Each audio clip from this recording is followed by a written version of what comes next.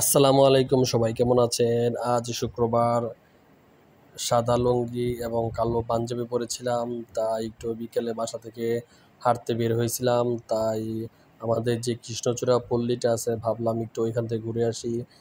তাই আজকে দেখলাম আজকে ফুলগুলো খুবই লাল হয়ে আছে এবং পরিবেশটাও খুব সুন্দর। একটু বৃষ্টির ভাব ছিল, তাই আকাশটা মেঘাচ্ছন্ন এবং ভালো লাগতেছিল। তাই ভাবলাম একটু ভিডিও করলাম। আর আমাদের এই রাস্তাটা মোটামুটি এখন অনেক দূর দূরান্ত থেকে মানুষ ঘুরতে আসে, যায় প্রায়, আর অনেক মানুষ এখান থেকে ছবি এবং ভিডিও করে নিয়ে যায়। তাই এই জন্য রাস্তাটা মোটামুটি ভাইরাল হয়ে গেছে। তাই আমরা বিকেলে প্রতিদিনই যখন বাসায় থাকি তখন এখানে ঘুরতে আসি।